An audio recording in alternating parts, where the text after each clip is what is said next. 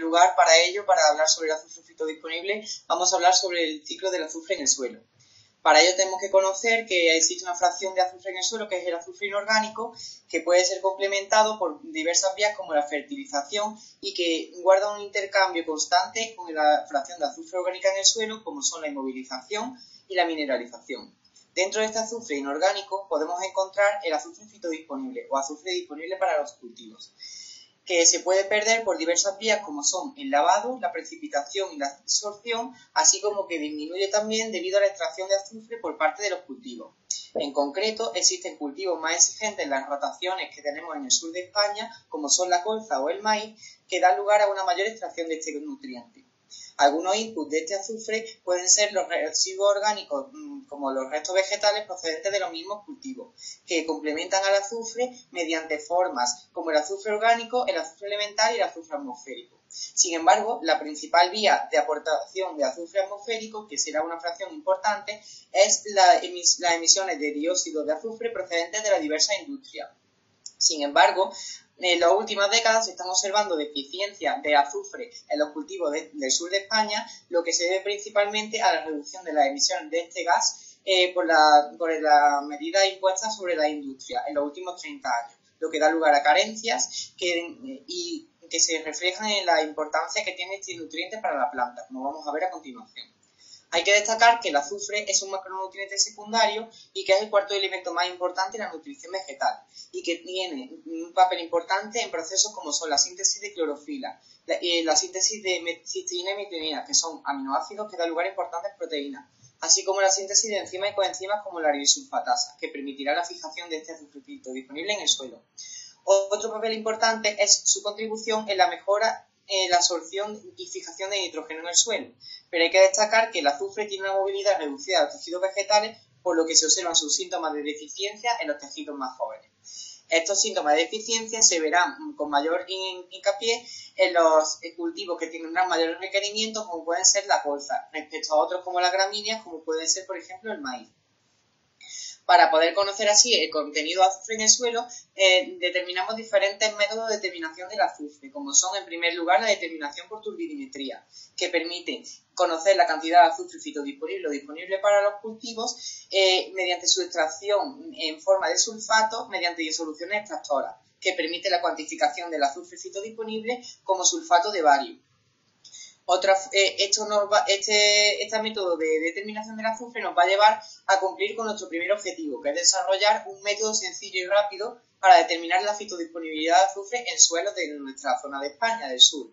Y por otro lado, también existen otras determinaciones de azufre, tanto en suelo como en material vegetal, que es la determinación por combustión seca, como con el aparato LECO, que permite determinar que tanto el carbono como el nitrógeno como el azufre total, lo que nos llevará a conseguir nuestro segundo objetivo, que es de relacionar la fitodisponibilidad de azufre en 3 de los suelos analizados, que llevaremos a continuación, y sobre el crecimiento también de colza y de maíz sobre estos mismos suelos.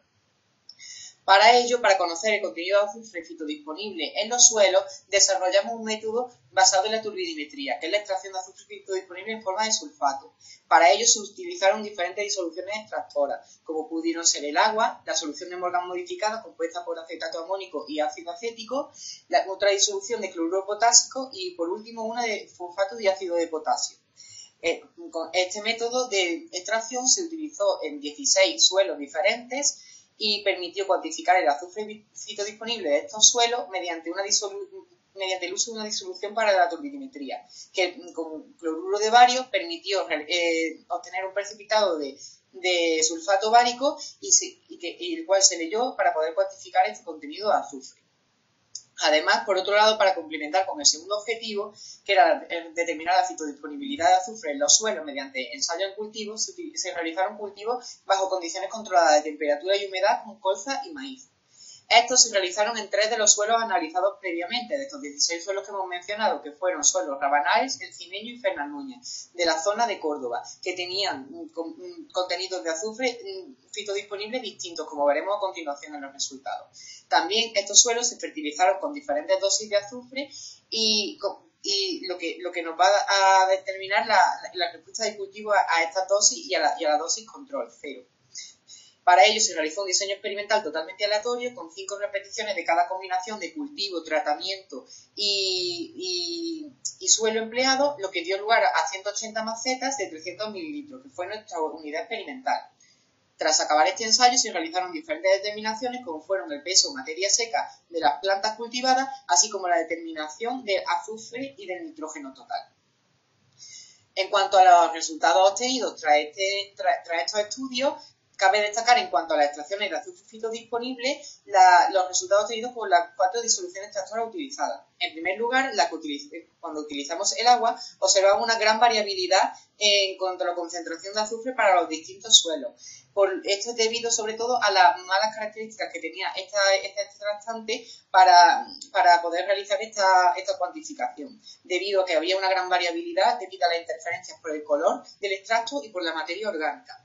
En cuanto a la disolución de Morgan modificada, que también fue utilizada, hay que decir que se descartó en la utilización debido a que al analizar el azufre fito disponible de los distintos suelos se observó una baja detectabilidad, ya que no se obtuvo contenido en azufre en bastantes suelos de los utilizados, la mitad aproximadamente.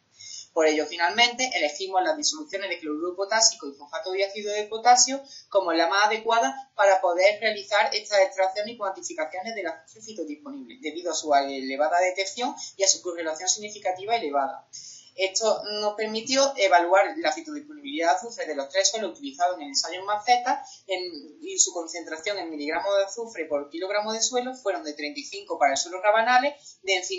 para el suelo encineño 9,6 y para el suelo de Fernán Núñez 3,75 miligramos de azufre por kilogramo, lo que nos dio una gran variabilidad de azufre en estos 3 suelos y lo que se permitirá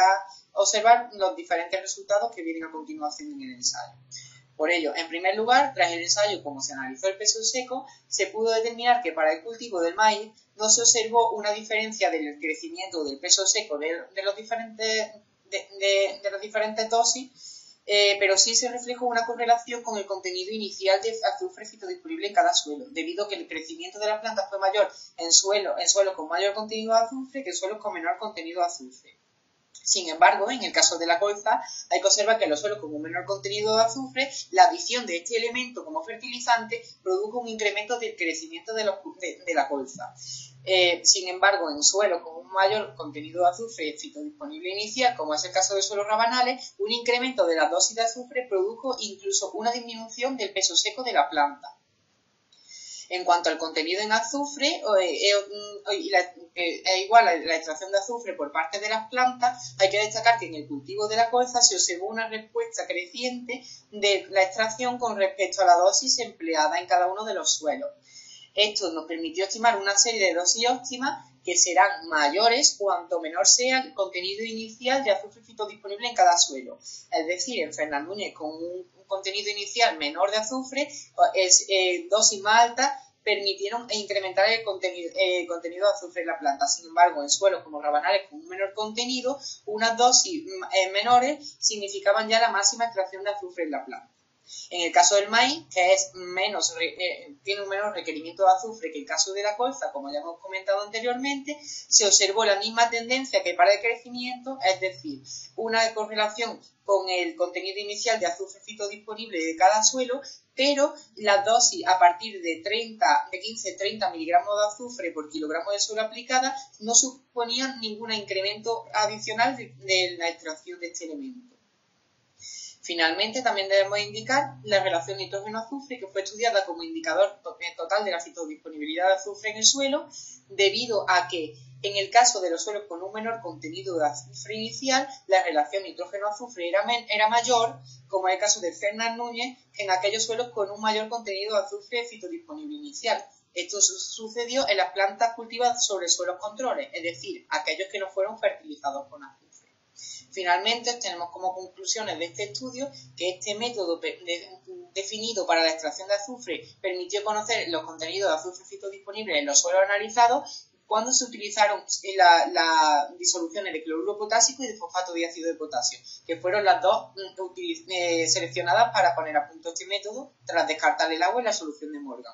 También hay que destacar que el azufre fitodisponible de los suelos utilizados para el ensayo en maceta se refleja en el azufre absorbido por las plantas control cultivadas sobre cada suelo y por lo tanto tomamos la relación nitrógeno-azufre de estas plantas como indicador de la fitodisponibilidad de azufre en cada uno de los suelos utilizados en el ensayo en maceta. Y que finalmente en este ensayo, para asegurar el equilibrio entre los dos elementos en cuestión, el nitrógeno y el azufre, se debe fertilizar con azufre en suelos que tengan unos contenidos de azufre mínimos, es decir, inferiores a 10 miligramos de azufre por kilogramo o 10 partes por millón, como en el caso del suelo Fernández Núñez. En este caso, dosis de aproximadamente 30 partes por millón de azufre van a ser suficientes para permitir un desarrollo óptimo del cultivo. Y que en suelos con un contenido superior en azufre fitodisponible, la adición de este elemento no significó un aumento del crecimiento. Lo mismo ocurrió para el maíz en los 3 suelos utilizados debido a su menor requerimiento de este elemento. Tras este estudio nos planteamos diferentes líneas de trabajo futuro, que son el análisis de la arquitectura radical de las plantas cultivadas en este ensayo y su correlación con la cantidad de azufre de los suelos diferentes que fueron almacenadas y se estudiaron con posterioridad, así como otros ensayos en maceta para analizar la relación nitrógeno-azufre como indicador de esta fitodisponibilidad de azufre en el suelo y la realización de ensayos en campo de larga duración para el diseño de estrategias de fertilización en rotaciones de cultivo típicas en nuestra zona, el sur de España. Y nada, muchísimas gracias y quedo a su atención para cualquier duda o pregunta.